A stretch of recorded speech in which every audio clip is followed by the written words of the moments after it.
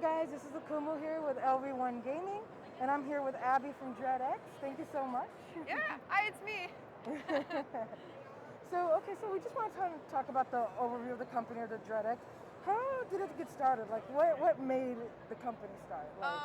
There was a magic man that fell off a vine. His name is Ted. I'm just kidding. So we actually have not been around that long. We've only been around since COVID. So we've been around for a couple of years now. And Ted started the company in order to employ indie devs because a lot of them were out of work. And everything just kind of stopped. Right. So instead of just sitting in our basements, which we do anyway, but we were like, how can we sit in our basements and be productive?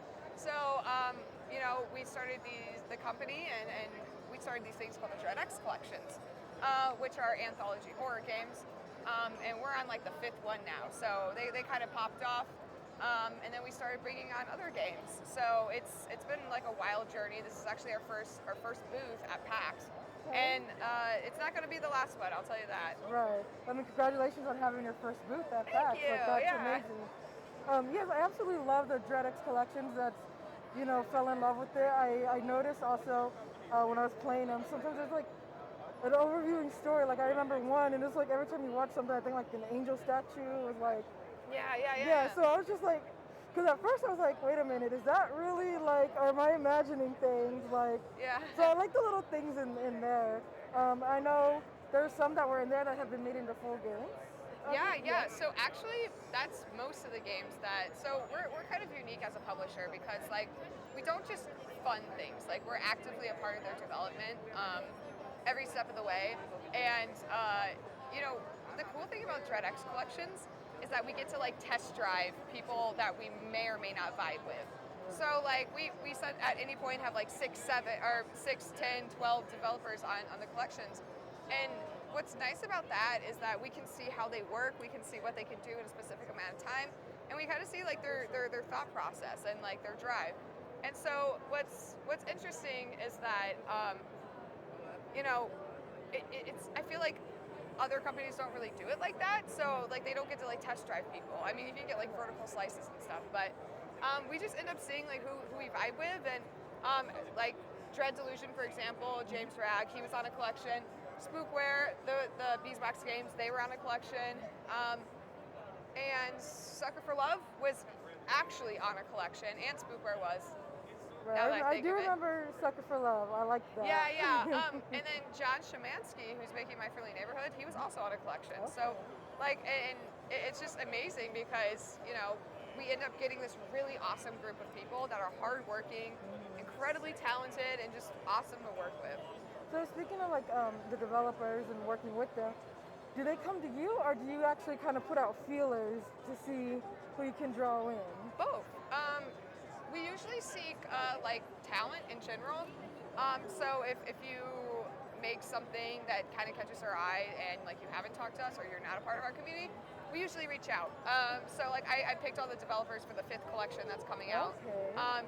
And a lot of them, for example, Brian, he who's making the Mortuary Assistant, I was actually a big fan of the Mortuary Assistant. And so I ended up doing, we met up with him and we were like, hey, would you be interested in hopping on for a collection? And he's like, yeah. And then we just got into the conversation of the fact that the Mortuary Assistant didn't have a publisher and he wasn't looking for a publisher. But that conversation of the connections just ended up, we found out that our ethos lined up and matched, and so he ended up picking us as a publisher. And so it's just crazy how all these things happen at once. Right. So I know that DREADXP is kind of focused on horror. Even Sucker for Love, it's a dating sim. It's still with Lovecraftian creatures, for example, and things like that. So what made you kind of decide we're going to focus mainly on horror instead of opening up to all genres, or focusing on this one genre over horror? Instead of, we're going to do action. No, what made you kind of focus we want a horror? Is it horror lovers yourselves, or? The thing about horror is that it's incredibly popular, but nobody knows how to freaking market it.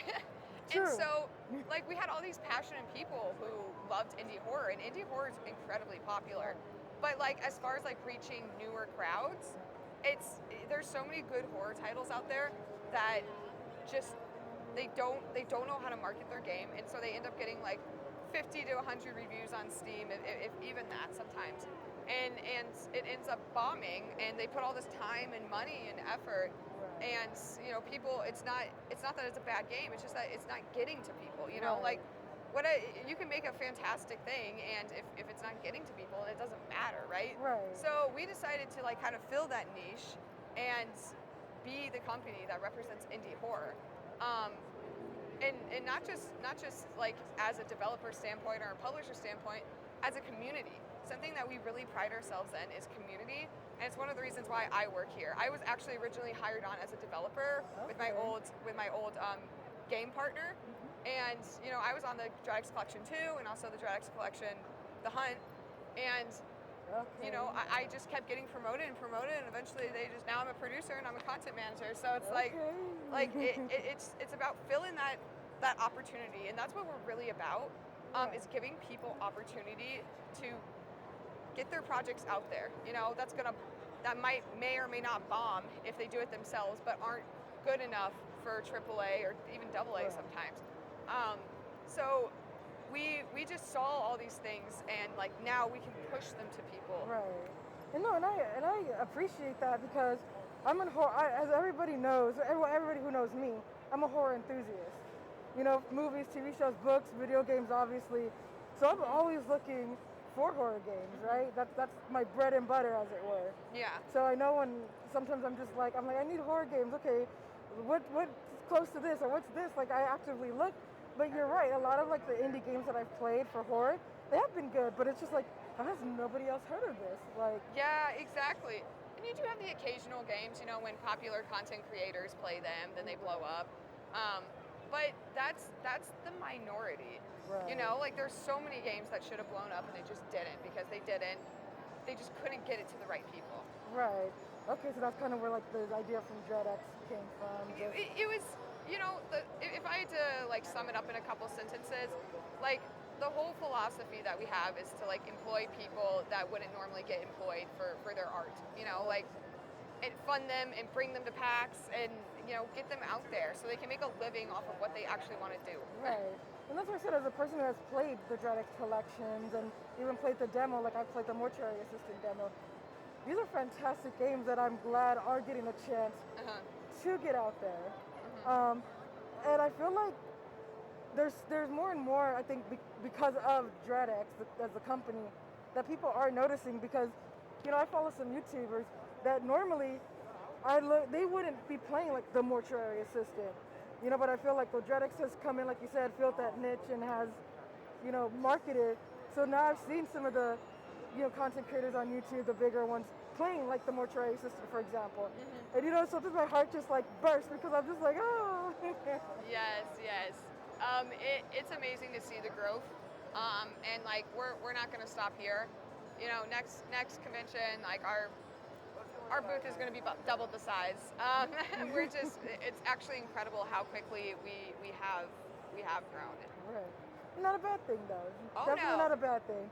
Not at all. Definitely appreciate the fact that y'all do, like you said, give those people a chance to really show their craft and their passion. Because you're right, sometimes you go and you're like, this is really good, and you look at reviews, and there's like 5 of them, and so it doesn't get up there, and you're just like, so yeah, definitely appreciate it. And like you said, I'm sure there's a lot more things in the works for DREADXP. Like you said, you're not stopping here, right? Oh no, not at all. We're just gonna keep going. So out of, I guess, the game so far, what is your favorite? Mortuary Assistant. Mortuary Assistant, okay. So funny story about that. I've been telling a lot of people here at PAX that I love all the games. It's more of like my bread and butter, I would say. Right. The funny thing is that like I said earlier, I was a big fan of Mortuary Assistant. So before I started actually developing games, I was a content creator, which actually led to my like starting to develop games. Right. And so I played like the very early prototype of it. And I was just like, this is such a cool game, and the spooks are done so tastefully. Like Brian just did such a good job. He's just such a good developer.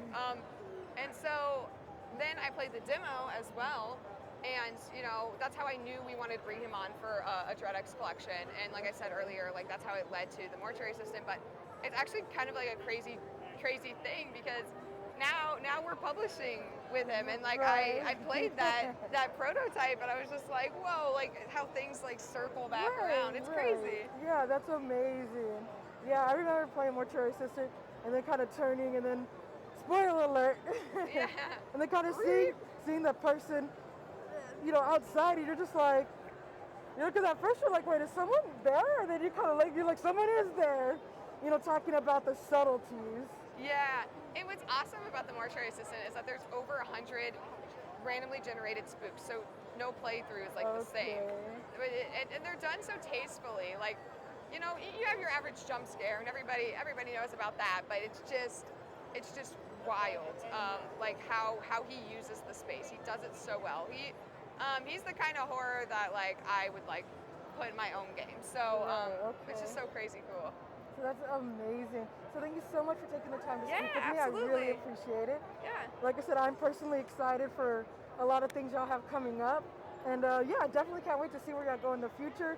I definitely am going to follow you. Well, I already follow y'all on Twitter and everything. But I like to I like to say stalking, but Well, stalking the socials. We'll keep you updated and hit us up anytime. Appreciate it. Thank you so much. Absolutely.